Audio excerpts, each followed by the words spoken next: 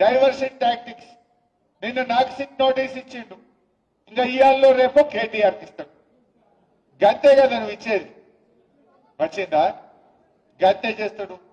ఎందుకంటే కేటీఆర్ గారు ఒకవైపు గట్టిగా నిలదీస్తుండు, ఇంకొక వైపు నేను అడుగుతా ఉన్నా, సమాధానాలు లేవు. నీ బొగ్గు కుంభకోణంలో నీ బామ్మర్దికే నువ్వు సాయం చేసినావు, నీ సంగతి ఏంటంటే దాని మీద సమాధానం లేదు. సిట్ నోటీసులు పంపుతుండే ఇక ప్రేమలేఖలు. భయపడతాం అనుకుంటున్నావా? నువ్వు ఎన్ని నోటీసులు ఇచ్చినా బిడ్డ నిన్ను ప్రశ్నిస్తూనే ఉంటాం.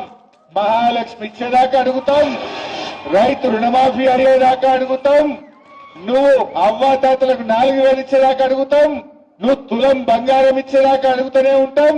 పిల్లలకు ఎస్సీ ఎస్టీ బీసీలకు ఫీజు రియంబర్స్మెంట్ డబ్బులు ఇచ్చేదాకా రేవంత్ రెడ్డి వెంట పడుతూనే ఉంటాం. నువ్వు ఎన్ని నోటీసులు ఇచ్చినా, నువ్వు ఎన్ని అటెన్షన్ డైవర్షన్లు చేసినా నీ వెంటనే పడతాం. ఏందన్నట్టు మనం మున్సిపల్ ఎన్నికల్లో పనిచేసుకోవద్దు, ఇక ఈ సిట్ నోటీసులు ఇచ్చి దారి చుట్టే తిరగాలి.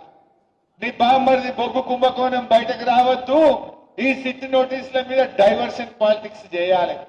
నడవ ఈ డ్రామాలు. జనంకి అన్ని అర్థమైపోయినాయి. నువ్వు ప్రజల్ని మోసం చేసినావు,